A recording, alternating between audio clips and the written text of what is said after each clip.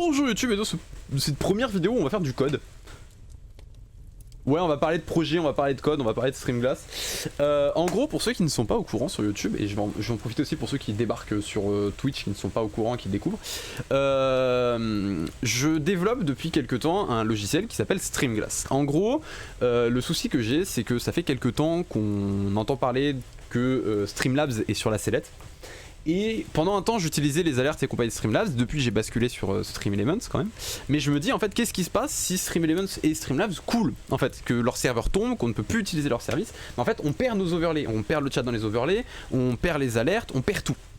Et je me suis dit bah moi ça me ferait quand même bien chier, surtout que pareil les bots dans les chats etc, tout ça on perd et j'aimerais bien ne pas les perdre. Donc du coup j'ai décidé de créer une solution locale, donc un truc qui tourne uniquement sur votre machine, il n'y a pas de serveur derrière, c'est tout tourne sur votre machine. Enfin il y a les serveurs de Twitch pour le coup qui tournent derrière, mais c'est sur votre machine, donc ce qui fait que bah en fait il n'y a pas de souci, vous dépendez pas d'un service externe à part de la plateforme de stream, mais du coup si la plateforme de stream est en rade vous pouvez de toute façon pas streamer, comme ça c'est réglé.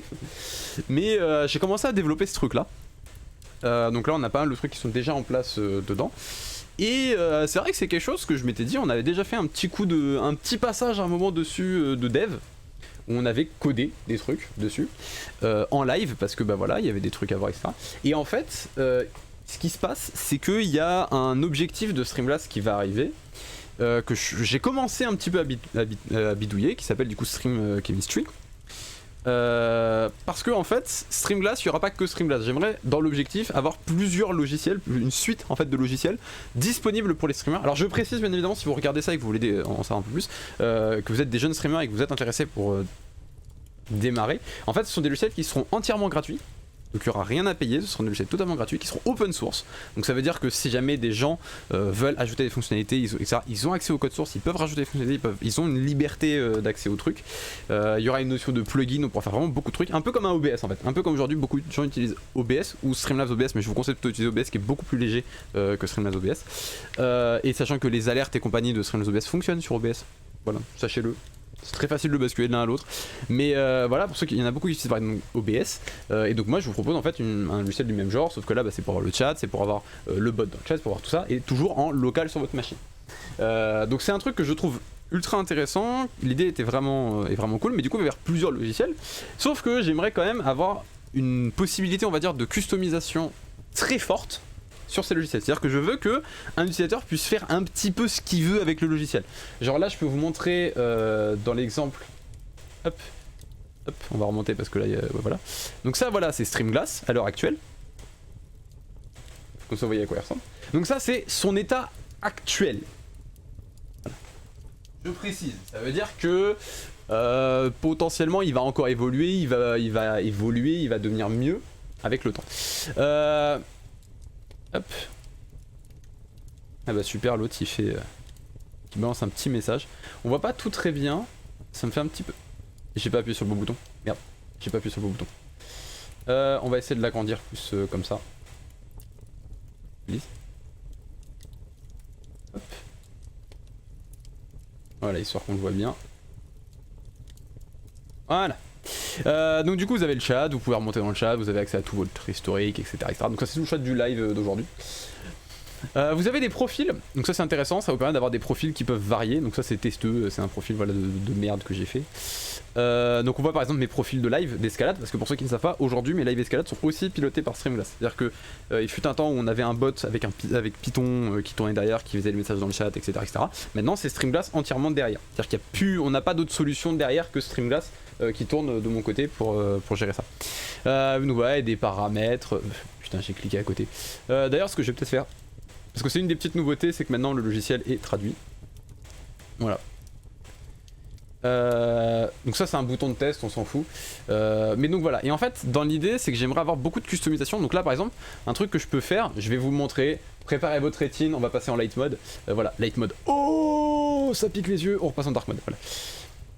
Non, il n'y a pas eu de live escalade aujourd'hui. Giga flemme et j'avais envie de bosser sur Streamglass, donc voilà.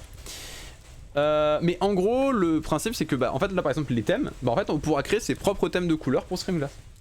Ça marchera, vous pourrez créer vos propres thèmes. Donc c'est customisable dans ce sens là. Vous pouvez créer les profils que vous voulez, c'est à dire que là par exemple, bah, hop, je vais aller dans mon profil, hop, bah, je l'ai appelé testeux, je peux lui donner une parenté, je peux donner le titre de mon live, la catégorie, la description, le langage, je peux mettre des commandes, je peux définir ma commande, voilà, donc c'est là la fiche ceci une commande de test, voilà au bout de combien de temps elle est utilisable, voilà au bout de combien de temps combien de messages elle est utilisable, voilà le nombre d'arguments qu'elle prend, puisqu'on peut mettre des arguments. On a l'exemple du SO, je vous le montre là si vous voulez après. Qui peut l'utiliser? Donc si c'est un spectateur, un modérateur de la plateforme, un administrateur de la plateforme, un employé de la plateforme, le streamer ou Streamglass. Les sous-commandes, ça pour l'instant on va pas en parler. Et après, est-ce qu'elle s'active automatiquement? Si oui, au bout de combien de temps? Et avec un delta de combien de temps? Donc là par exemple c'est toutes les 60 secondes, mais à plus ou moins 30 secondes. Et après on peut avoir les arguments, c'est-à-dire que si c'est une commande qui prend des arguments, vous pouvez lui dire, bah voilà les arguments par défaut qu'elle prend. L'exemple que je peux vous montrer, c'est dans Gaming Stream, le SO. Voilà, on a l'exemple du SO qui, vous voyez, hop, il a des commandes. SO Capterge, c'est l'exemple typique. Hein. Mais voilà, SO, il a une commande où en fait, je lui dis, bah ok, je veux prendre le premier paramètre de la fonction, donc l'argument 1 de la fonction. Je le passe en lowercase, donc par exemple, si jamais j'écris Capterge avec un C majuscule, bah le C majuscule devient C minuscule. En fait, ça devient que des minuscules. Et ensuite, je vais chercher dans Twitch le nom d'usage de Capterge. C'est-à-dire qu'en fait, si jamais j'écris SO Capterge en minuscule, par exemple, ça change rien que si j'écrivais SO Capterge en majuscule. Ça revient exactement au même résultat. Puisque dans tous les cas, il va aller chercher le display name par rapport au Capterge en minuscule. Et après, voilà. Donc après, ça c'est du visuel, il faut que j'améliore un petit peu ce visuel-là, etc. Donc après, on retrouve les autres commandes, etc. etc. Mais l'idée donc voilà, c'est que les profils sont customisables. Et en fait un des trucs que j'aimerais faire en termes de customisation pour que ce soit vraiment la customisation on va dire absolue, c'est le fait d'avoir comment dire des... Ah, attendez, je suis en train de préparer un truc parce que j'aimerais vous montrer quelque chose au passage. Sauf que si je vous montrer quelque chose, il faut que je télécharge un truc, enfin faut que je upload un truc sur le... Voilà, ok, donc là normalement je peux le récupérer. Et en gros, alors attendez, hop.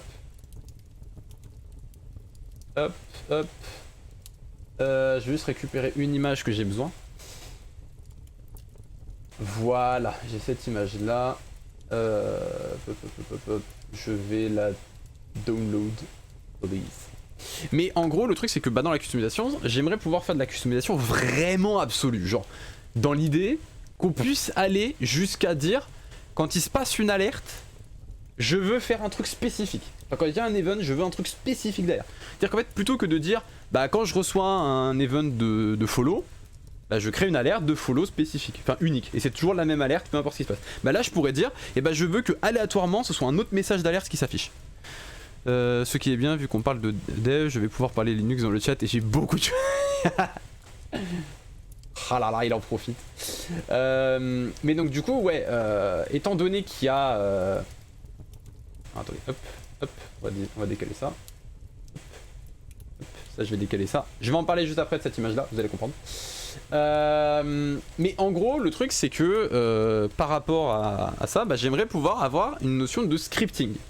C'est-à-dire qu'en fait, qu'on puisse dire, ok, j'ai reçu tel événement, j'en extrais les informations que je veux, et je vais générer, avec un script, un message d'alerte précis, et je vais transmettre ce message d'alerte. Voilà, et c'est ce message d'alerte là que je vais afficher. Comme ça, je peux avoir une alerte spécifique dans mon Streamglass, sachant que les alertes seront à peu près situées ici, hein, je pense. Et je pourrais par exemple avoir une alerte spécifique sur le live, ou avoir des actions qui se passent dans mon overlay. Donc je pourrais déclencher des éléments de mon overlay grâce à un script. Un script, ça ressemblerait à ça. Est-ce que je peux le mettre en plein écran? Ouais, voilà. Un script, ça ressemblerait grosso merdo à ça. Alors, c'est chelou. Oui. C'est normal. Alors attendez, je vais juste remettre Streamglass à sa place. Hop, voilà. Comme ça, je me mets bien. Hop. Voilà. Donc, hop, on remet l'image. Donc, ça ressemblerait à ça, en gros, un script. Le principe du script, c'est simple, c'est que vous allez avoir des petits taquets, des petites boîtes, que vous allez relier entre elles. Pour ceux qui ont déjà fait du développement de jeux vidéo avec Unreal ou Unity, ça ressemble énormément à tout ce que propose déjà... Alors, Unreal il le propose avec Blueprint, je crois que Unity ils ont rajouté un équivalent il y a pas longtemps, où en gros c'est juste des petites boîtes que vous reliez entre elles, et ça vous permet de créer du code. C'est les devs de Gnome qui ne sont pas cadeaux proposés, un feeling facile et cohérent, je suis en train d'en chier mais très fort. pour faire en sorte que le thème que j'ai choisi soit appliqué sur toutes les applications installées sur ma Gentoo.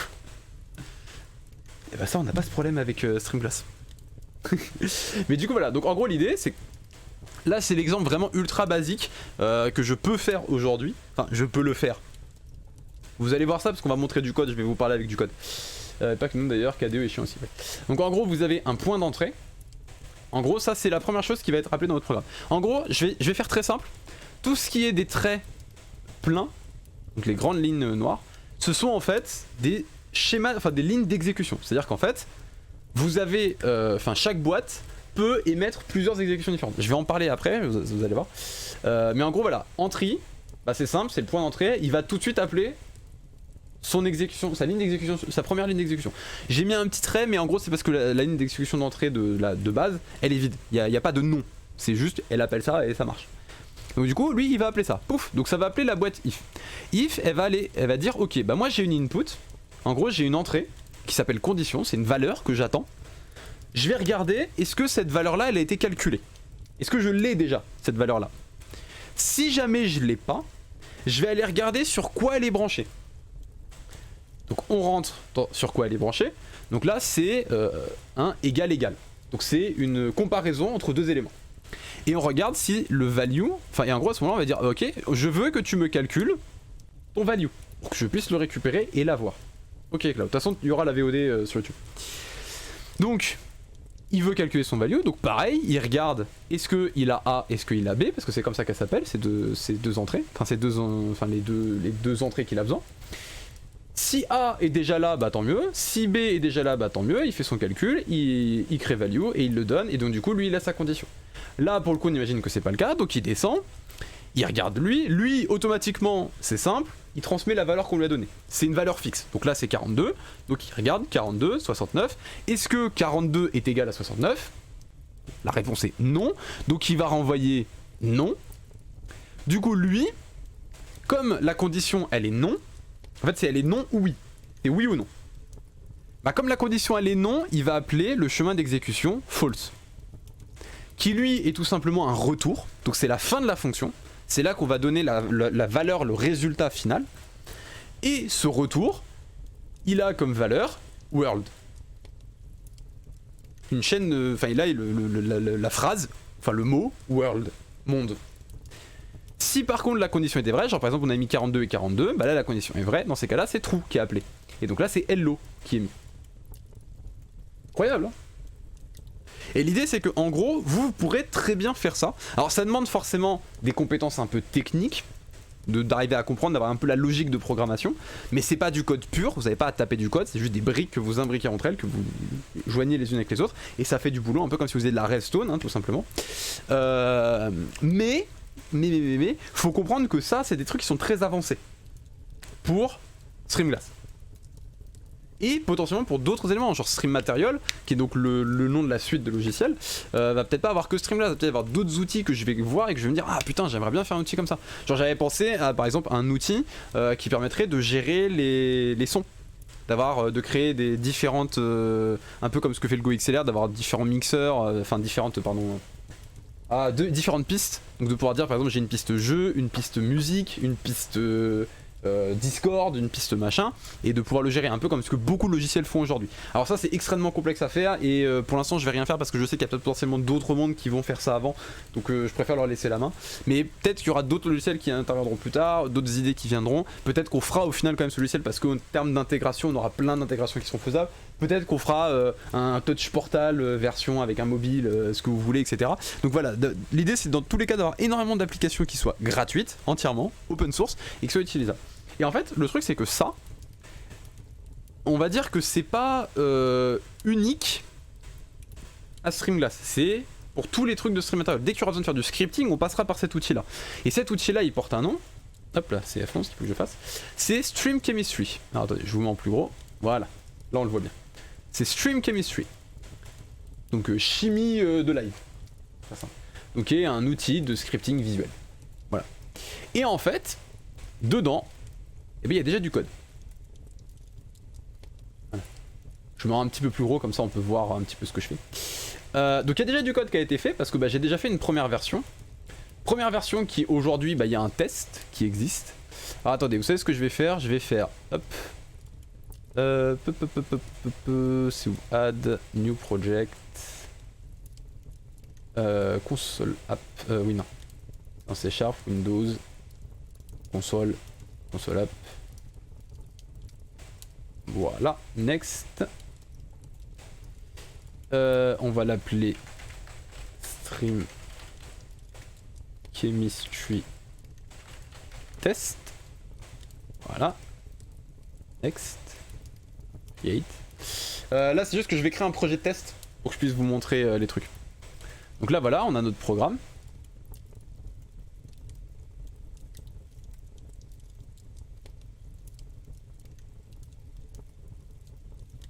Hein.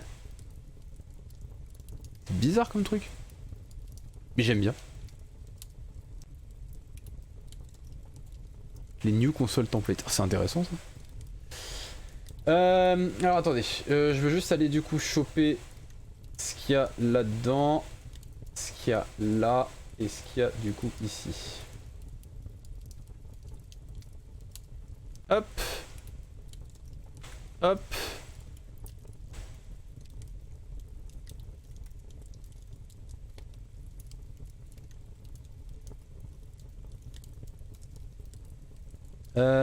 Ah oui, c'est parce que j'ai oublié d'ajouter un petit détail.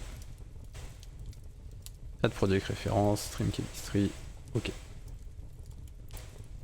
Voilà, hop. Et en fait, ce que je comprends pas, c'est que par contre...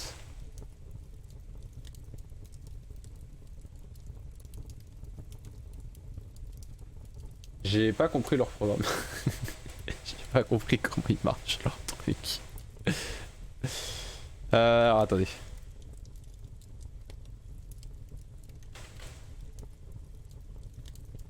Normalement il n'y a pas moyen de... Il a pas un autofill pour le main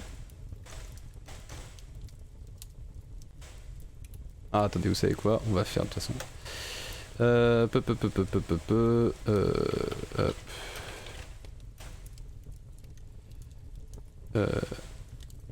Hop, on va l'appeler. Hop, alors attendez, hop, je fais 2-3 petits trucs.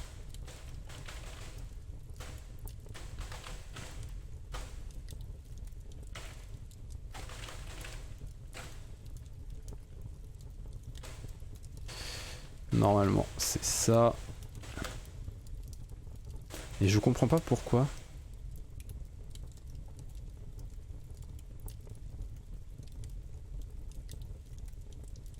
J'ai pas compris. En fait, je comprends pas comment ce truc il fonctionne.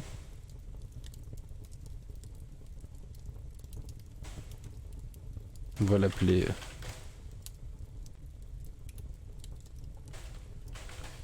Ok.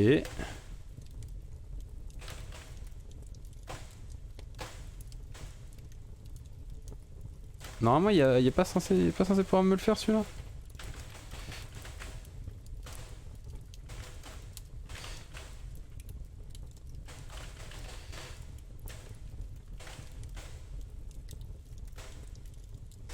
Voilà, hop, et on va copier-coller ça. Hop.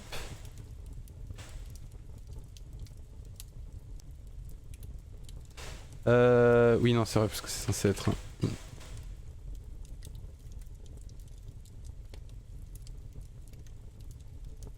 Hop. Hop. Donc là, c'est tac, tac. Tac, tac, tac. Voilà. Celle-là, on va la rename du coup en... Voilà. Ça, normalement, je peux le supprimer. Oui. Hop. Ah, attendez, normalement, celui-là, je dois pouvoir... Voilà, c'est de start-up. Voilà. Et donc là, normalement, celui-là, tout est censé être bon.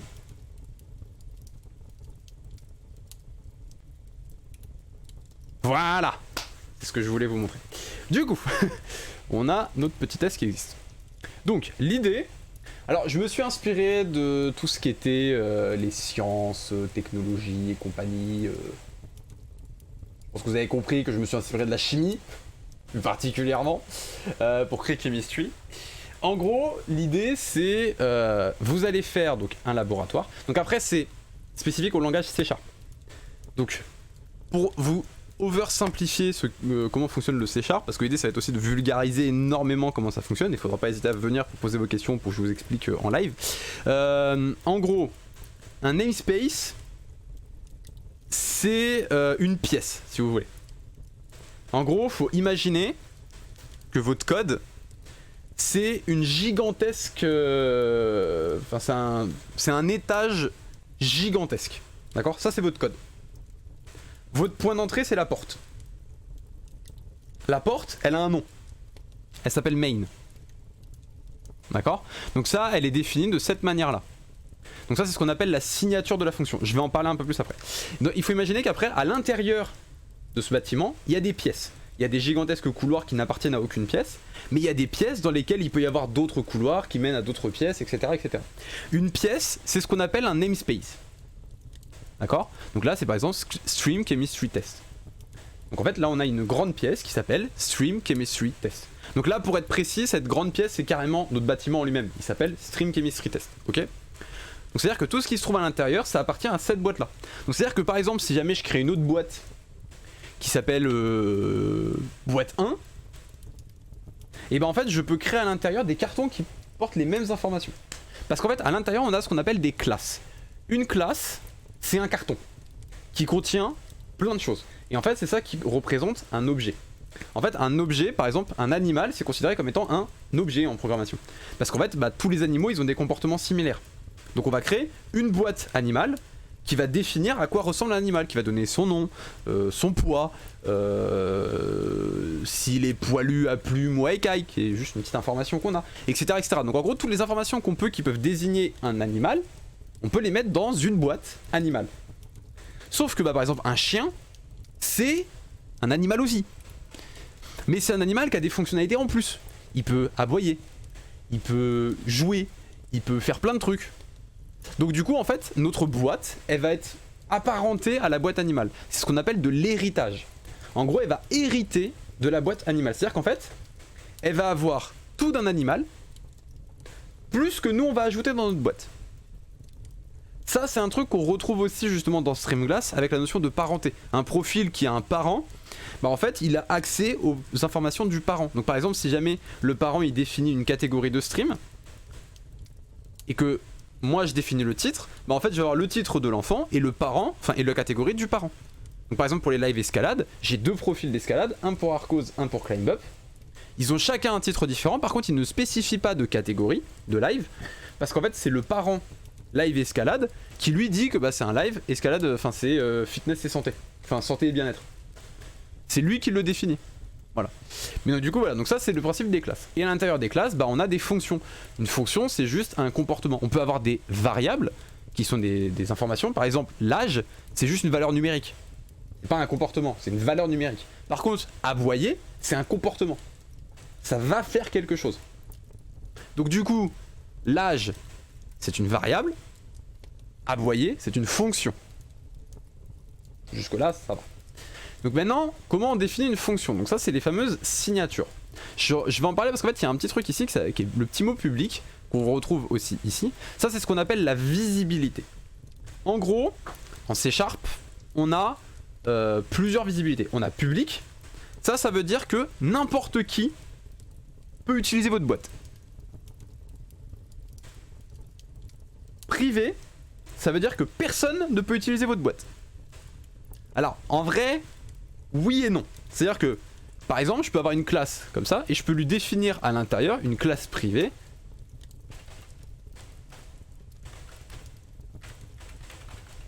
Voilà.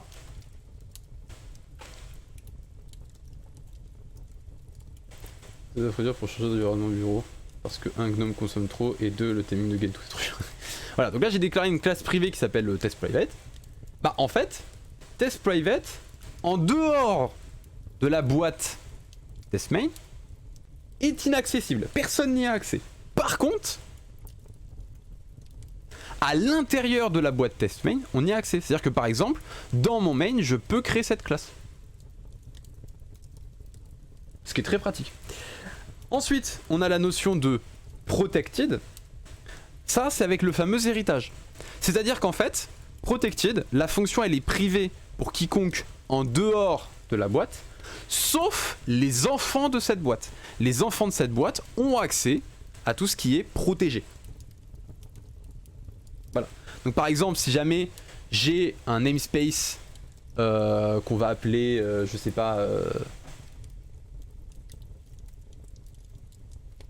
Earth, enfin on va faire un namespace Terre dans lequel je vais déclarer un animal. Un animal, il est sur Terre. Après, je vais créer un namespace qui va s'appeler Zoo. Donc là, j'ai deux namespaces différents, j'ai deux salles différentes. Donc c'est-à-dire que tout ce qui est privé dans Terre est inaccessible dans Zoo. D'accord? Donc forcément, mon animal, vu que je veux pouvoir l'utiliser à l'extérieur, il doit être public, parce que je veux pouvoir l'utiliser dans l'espace Zoo. D'accord? Donc ça, comme ça, c'est à peu près clair. Donc dans mon zoo, bah, je vais par exemple faire un lion. Un lion, c'est un animal. Donc le lion, il hérite d'animal. Et donc si dans animal, j'ai défini des comportements qui étaient protected, et ben en fait le lion peut utiliser ces comportements de l'animal.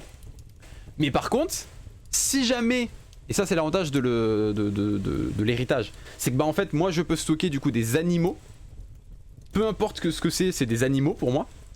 Donc j'ai une liste avec que des animaux, et dedans je peux mettre un lion, un chien, un chat, une girafe, parce qu'en fait dans tous les cas ils héritent d'animal, donc je peux les convertir en animaux très facilement. Dans l'autre sens, c'est une autre histoire. Convertir un animal vers un lion, c'est pas forcément vrai à chaque fois, parce qu'en fait l'animal peut être un chien, donc je peux pas forcément le convertir. Mais un chien est forcément un animal, parce que par héritage il est d'un animal. Et du coup, bah ça me permet d'avoir accès à ces fonctions protected. Et en fait, ces fonctions protected, elles sont là et elles sont intéressantes pour ça. Ensuite, on a la notion de internal. Internal, c'est privé, mais que pour l'extérieur du package, que pour l'extérieur de l'espace. C'est-à-dire qu'en gros, si par exemple je crée une classe internale dans ma Terre, bah en fait, tous ceux qui sont dans Terre, ils la considéreront comme publique. Par contre, dans mon zoo, elle n'existe pas, elle n'est pas accessible. Donc voilà, ça c'est les différentes visibilités. Donc là c'est ce qu'on définit en disant qu'elle est publique. Ensuite, la notion de statique. Parce que les boîtes, en fait, ces boîtes-là, elles sont ce qu'on appelle instanciables. C'est-à-dire qu'en fait, une boîte en elle-même, ce que moi je définis là, c'est pas vraiment une boîte, c'est le patron de ma boîte. C'est je définis comment on fait cette boîte. Et donc après, je vais créer une instance de cette boîte. Donc là par exemple, on a l'exemple du laboratoire. Le laboratoire, j'ai défini à quoi ça ressemblait. Et donc en faisant new, je vais créer une instance de laboratoire qui s'appelle laboratory. Et donc là je peux accéder à toutes ces fonctions. C'est à dire que si elles ne sont pas déclarées statiques, je peux pas les utiliser. Par contre si elles sont déclarées statiques, j'ai pas besoin de créer une instance de laboratoire pour les utiliser. C'est à dire que là par exemple, si jamais on va donner un exemple tout con, j'ai pris l'explication en cours de route, je le conseille pas. Je vais donner l'exemple par exemple de faire public statique wololo. Hop, c'est statique, on va la mettre void. Hop,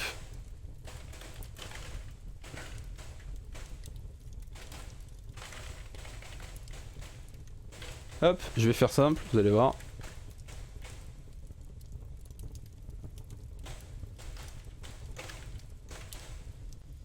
Hop, voilà. Voilà là. Et elle sera pas statique. Donc là, exemple. Si jamais je veux appeler Wololo, comme elle est déclarée statique, je peux dire, j'appelle la fonction Wololo d'un test private. Parce que c'est une fonction qui est statique. Par contre, vous allez voir, si jamais je fais test private.walala, il me l'affiche en rouge. Il me dit ça tu peux pas. Et on me dit t'as besoin d'une référence sur un objet. Donc c'est à dire qu'en fait si je veux pouvoir l'utiliser, je vais devoir faire test private, on va l'appeler instance, égale new test private. Et là par contre, je peux faire instance.walala.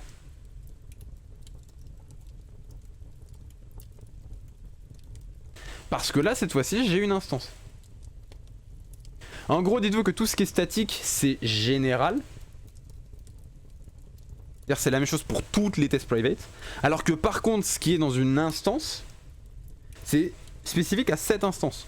Donc par exemple, si jamais j'instancie 3 animaux et que j'ai une fonction qui s'appelle vieillir, bah en fait si j'appelle 3 fois vieillir sur la première, 2 fois sur la deuxième et 1 fois sur la troisième, bah en fait le premier animal, si je regarde son âge, il aura 3 ans de plus. Le deuxième animal, si je regarde son âge, il aura 2 ans de plus. Et le premier animal, si je regarde son âge, il aura 1 an de plus. Parce que c'est spécifique à chaque instance.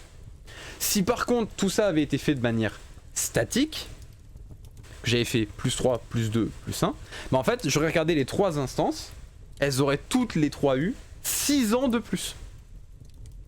Parce que comme je l'ai dit, ça s'applique sur tout le monde. Voilà. Donc ça c'est le principe. Hop. Et d'ailleurs, fun fact, vous pouvez normalement appeler Wololo, mais en C# il te dit que non. Il te dit non, tu ne peux pas l'utiliser depuis une instance, vu que c'est statique, donc il faut que tu l'appelles de cette manière-là. Du coup, on revient sur la suite. Et ensuite, le troisième paramètre, parce qu'en fait votre fonction, elle peut calculer des choses et avoir un résultat. Donc ça c'est le résultat. Quand c'est void, ça veut dire que j'ai pas de résultat. Quand c'est int, c'est pour integer, nombre entier, donc c'est un nombre entier. Si jamais ça me renvoie une string c'est pas un string, voilà, c'est ce genre de choses. Ça c'est une string, c'est une chaîne de caractères en fait, c'est juste un ensemble de caractères. Un caractère c'est un char. Parce que bah, c'est l'acronyme de, enfin c'est le raccourci de caractère, char. Voilà, c'est tout con. Et après il y a d'autres valeurs qui existent. Mais on peut par exemple, bah, pas seulement renvoyer un nombre entier, on peut par exemple renvoyer, on peut faire une fonction, walala, qui renvoie par exemple un laboratoire. On peut dire, bah cette fonction là, elle me renvoie une boîte de type laboratoire. Alors ça peut être casse-pied, mais en même temps ça peut être très puissant. C'est pour ça que c'est bien d'en parler un petit peu, c'est pour ça que je vais en parler un petit peu. Et donc voilà. Et donc, la suite, à contrario de tout ce qui est CLI, j'aime beaucoup. Le CLI c'est quoi déjà? Ça me dit un truc ça. CLI.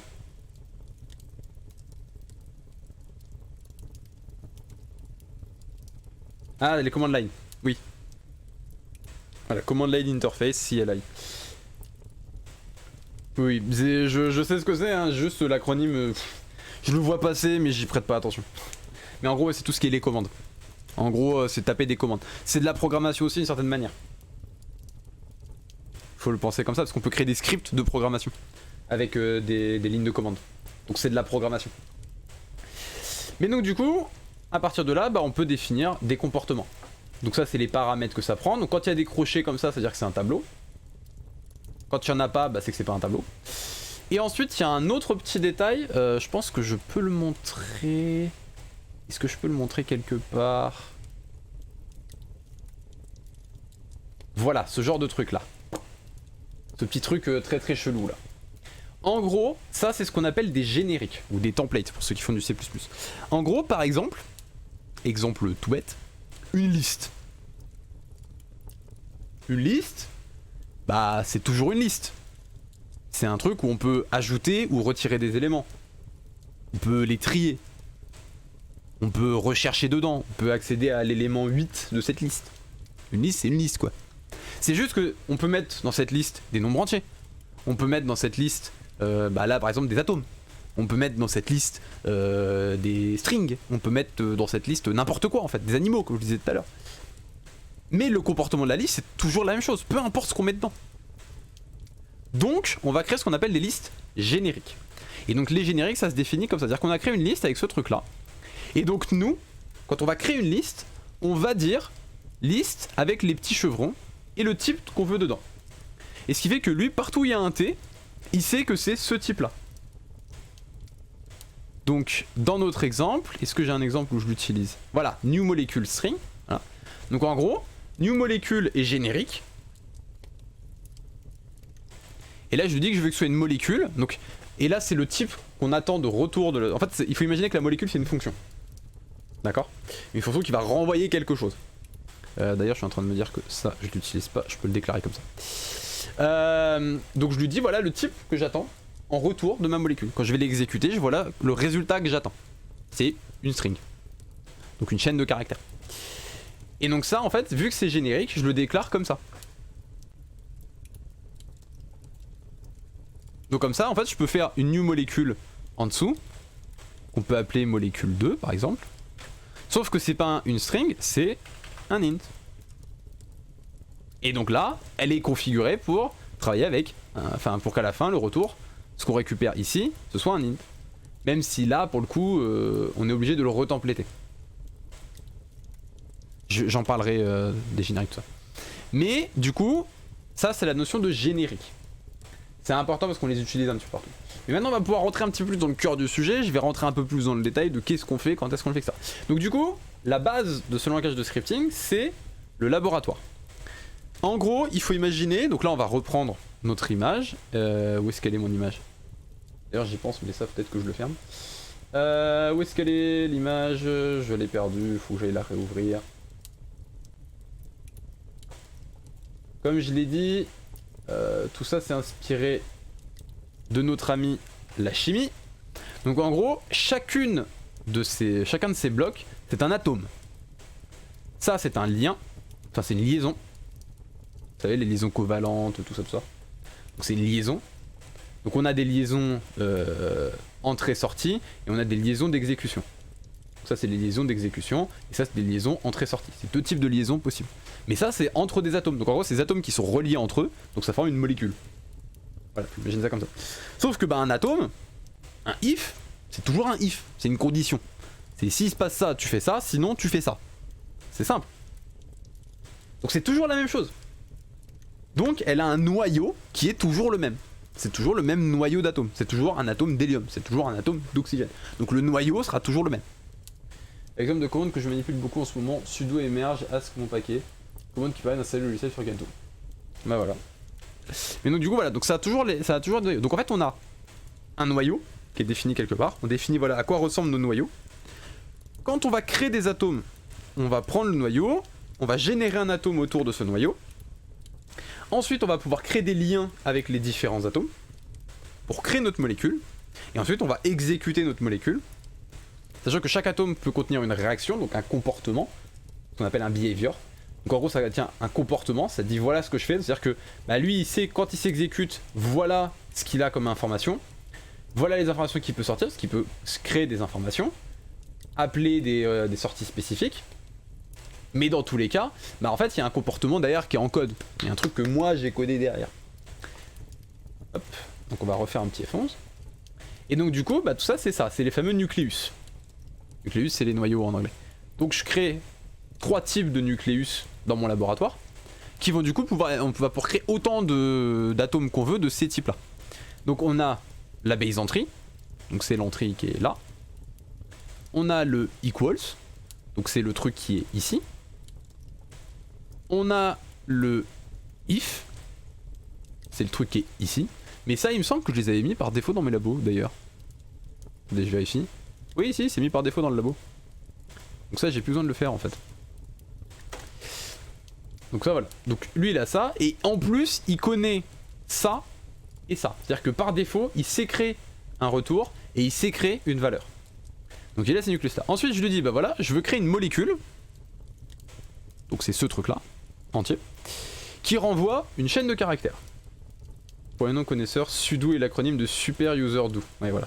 Et la commande qui donne les droits d'administrateur à un utilisateur lambda. Ça nécessite le mot de passe tout ça, mais c'est ce qui permet de taper des commandes qui permettent de casser la machine si on veut.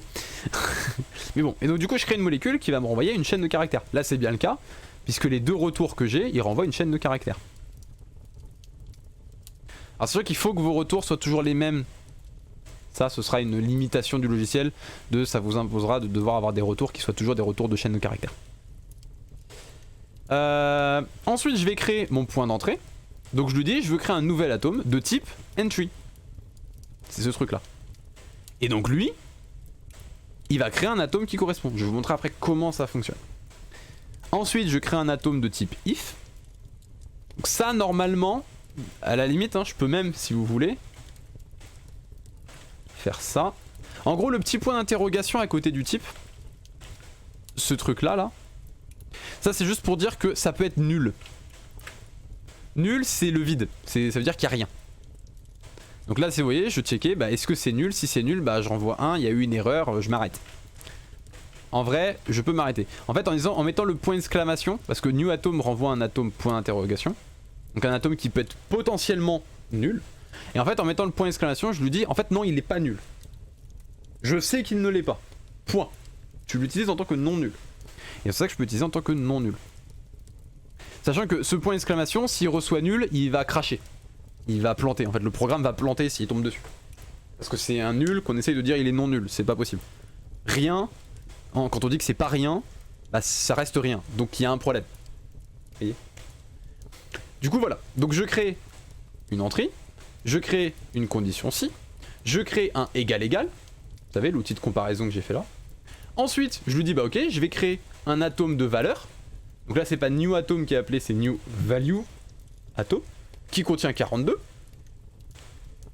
Je vais faire un new atome qui contient la valeur 69. J'ai ensuite bah, les atomes, enfin les valeurs atomes qui sont là. Donc j'ai un atome de valeur hello, un atome de valeur world. Ensuite on voit bien que j'ai deux retours, j'en ai un qui est appelé si c'est true, un qui est appelé si c'est false.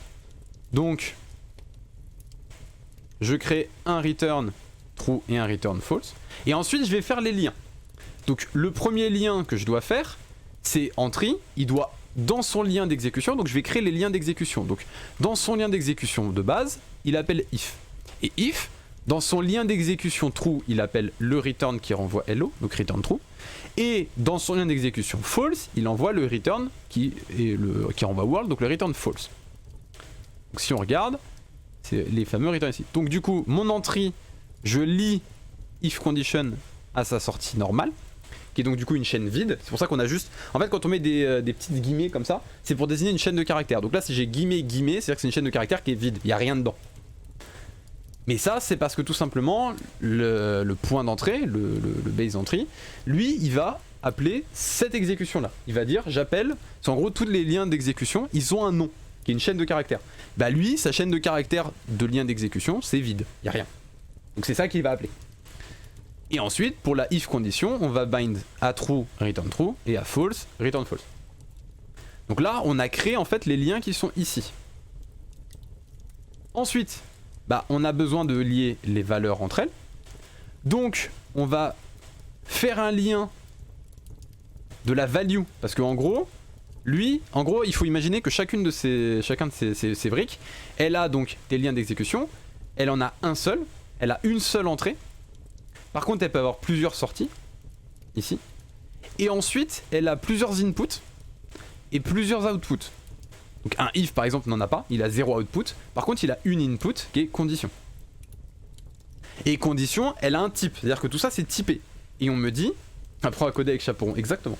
Et en fait, ce type-là, c'est ce qu'on appelle un booléen. Un booléen, c'est 0 ou 1. C'est tout. Et en fait, on peut les résumer à c'est true ou false.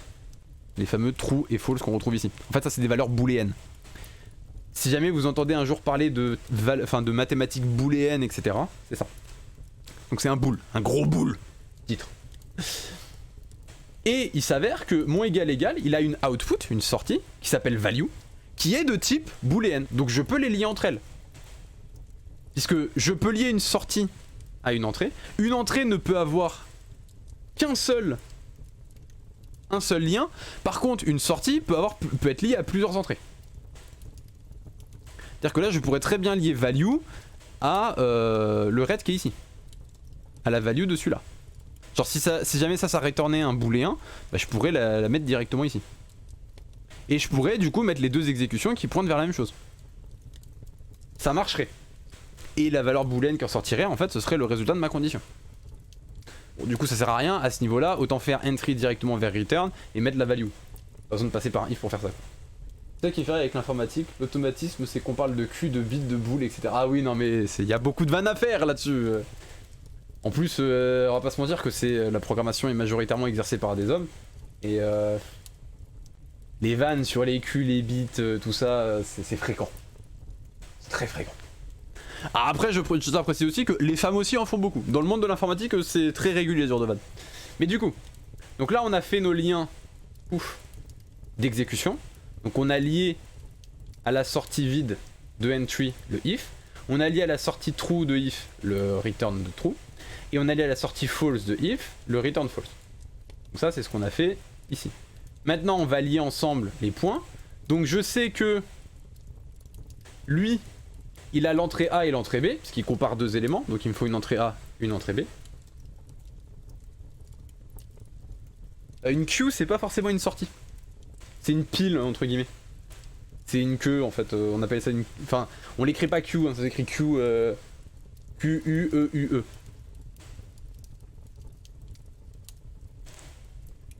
Mais c'est pas une sortie en fait, une queue. C'est... En gros... Alors attends, comment expliquer ça? C'est en gros, c'est un... C'est une liste où en fait, le dernier arrivé sera le dernier à sortir. Donc c'est à quoi on range les éléments et on les sort toujours dans l'ordre dans lequel ils sont arrivés.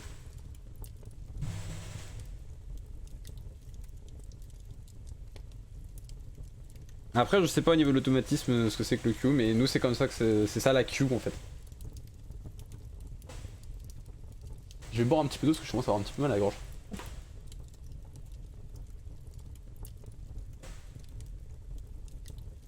Ah ok, je savais pas. Je découvre.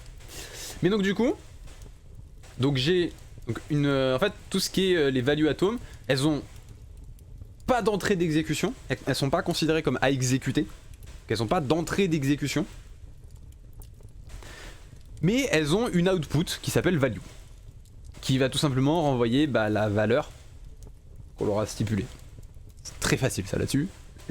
Donc du coup, je crée un lien entre le value de ma note value A avec donc mon condition evaluator, donc mon égal sur son entrée A. Voilà. Je fais la même chose avec value B sur la B du coup. Et ensuite je vais brancher sa value à lui sur la condition du if. Donc je bande value sur le condition.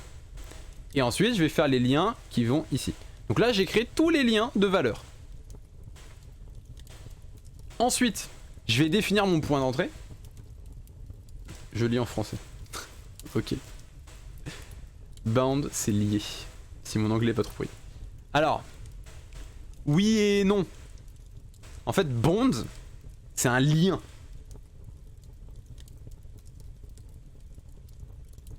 Et bound, c'est lié. Mais, comme c'est le langage de la chimie qui est appliqué, c'est bond la liaison. Salut Maxo, en fait je suis en train de... Je vais faire du code. En gros je suis en train de présenter ce que j'ai présenté Streamglass et je suis en train de présenter un truc, en fait un petit outil que je suis en train de développer qui est en dehors de Streamglass mais qui va servir dans Streamglass et qui va être utilisé dans plein d'autres trucs.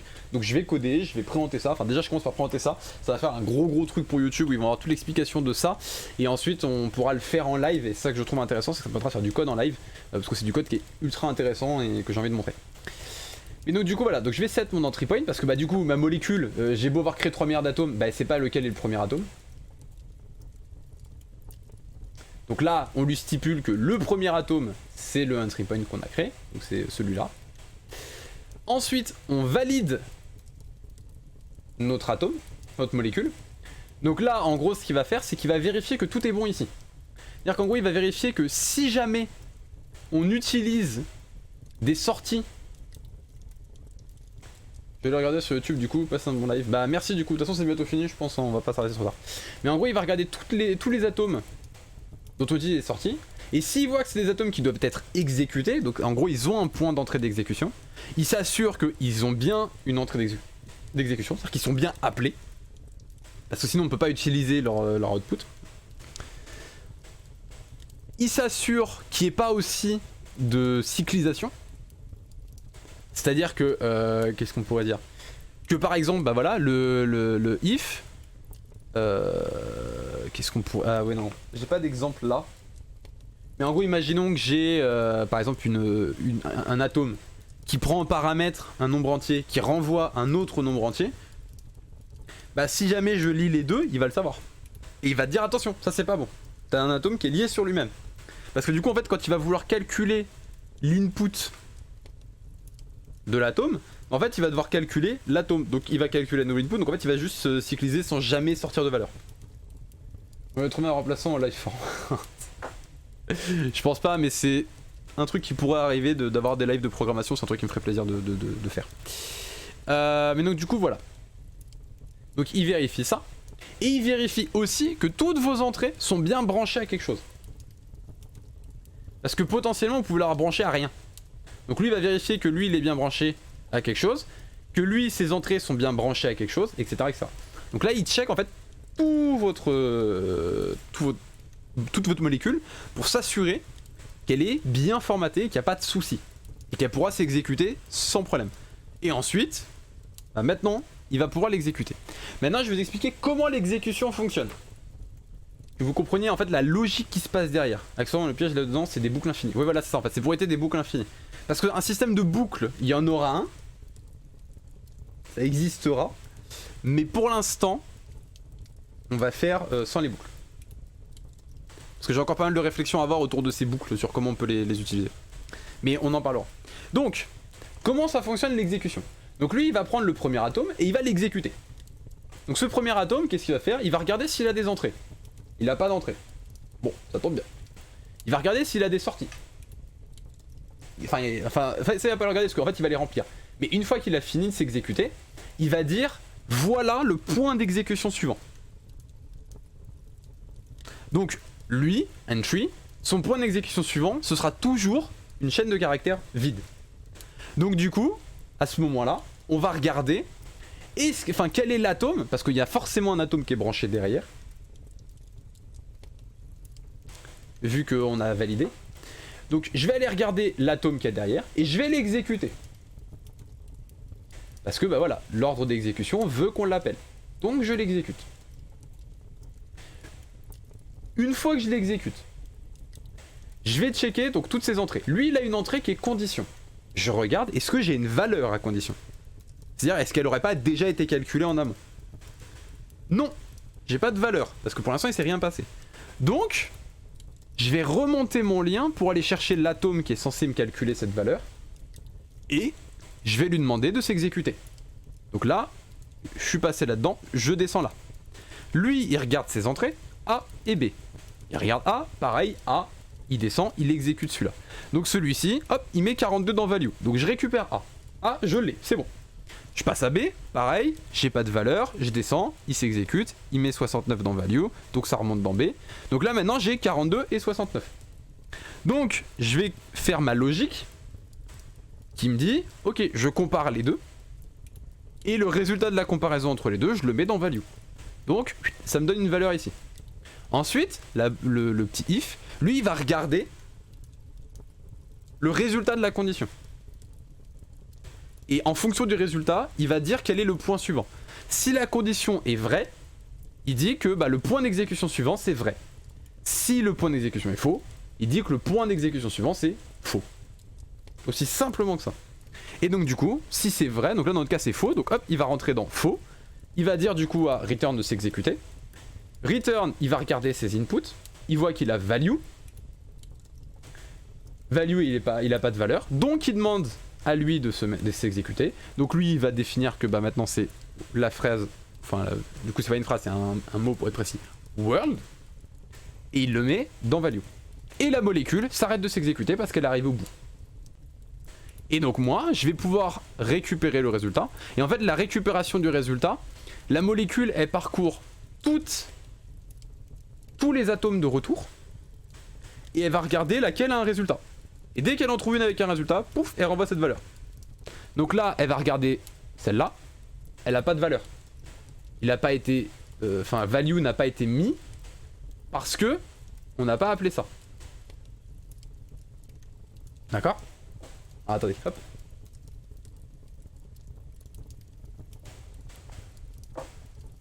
Faudra d'ailleurs que je fasse un autre petit truc pour ça. Parce que je pense qu'il peut y avoir des problèmes. Ouais, je pense qu'il peut y avoir des problèmes. Genre par exemple, si jamais je fais avec des chaînes de caractères, je pourrais brancher les deux. Ici. Et du coup, celle-ci, elle aurait une valeur qui serait celle-là. Et ça foutrait la merde. Donc il faut que je change un tout petit peu le système. Pour dire, c'est si jamais le retour a été appelé. Donc ça va changer. Ça peut se changer assez facilement. Donc, ensuite, une fois qu'on a notre tour, et ben on regarde est-ce qu'on a un résultat et si oui, c'est lequel. Donc là, si on l'exécute, c'est ce truc là, hein, c'est littéralement ce morceau de code là. On est d'accord que si ça je l'exécute, je devrais voir s'afficher dans mon terminal, puisque c'est ce que je fais, c'est que j'affiche dans mon terminal avec console.writeline le mot que j'ai reçu. Donc là, on devrait voir s'afficher world. Boom, world. On voit que c'est world. Maintenant, on va changer. Au lieu de mettre les deux avec des valeurs différentes, on va mettre la même valeur. Donc là, c'est comme si j'avais 42-42. Donc normalement, je devrais renvoyer hello. Et j'ai juste changé ça. Hein. J'exécute. Boom, hello. Je sais pas si on voit bien. Voilà. On voit que c'est hello qui s'affiche. Donc ça veut bien dire qu'il a exécuté le bon code. Le bon vieux hello world, ouais, c'est la référence à hello world, c'est pour ça que je l'ai mis comme ça. À la limite, hein, on peut même le mettre comme ça. Voilà. Donc là, il devrait m'afficher hello world. Voilà. Et si par contre je remets 69, hop, et que je réexécute, il va m'afficher world hello. Il s'adapte en fait. Parce que mon script a été pensé comme ça. Maintenant, il faut que je vous montre tout ce qui se passe derrière. Mais ça, YouTube, vous avez donc toute la logique de ce qui se passe. Maintenant, pour voir le code, ce sera dans le prochain épisode. Je vais faire un deuxième épisode dédié avec purement du code. Et je vous invite, si vous voulez suivre ces lives et être au courant du développement de ce truc-là, à venir sur YouTube avant et à regarder les épisodes que vous avez ratés pour savoir où en est le projet. Donc sur ce YouTube, si vous avez aimé, likez, partagez, abonnez-vous. Dites-moi dans les commentaires ce que vous en pensez. Est-ce que vous, ça vous convient d'avoir ça? Et ma question aussi, c'est est-ce que vous voulez que ça reste sur cette chaîne ou est-ce que vous voulez que ça parte sur une autre chaîne? Il faut savoir que j'ai normalement une autre chaîne YouTube. Je vais vérifier, mais il me semble que j'ai une autre chaîne YouTube qui lui est dédiée normalement.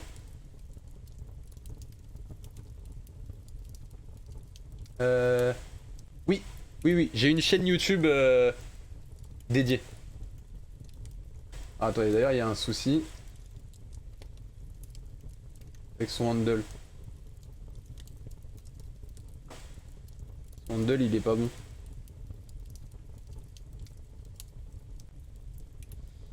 Je sais pas du tout, est-ce qu'on peut les choisir?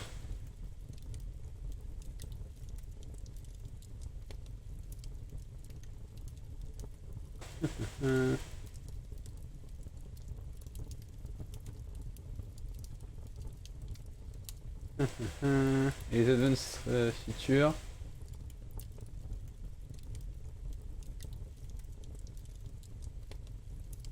Ouais, bon, je m'en occuperai plus tard. Mais j'ai déjà une chaîne YouTube qui lui est dédiée, donc au pire, si jamais ça vous intéresse, que je vous montre ça dans une autre chaîne plutôt que de le mettre sur cette chaîne-là.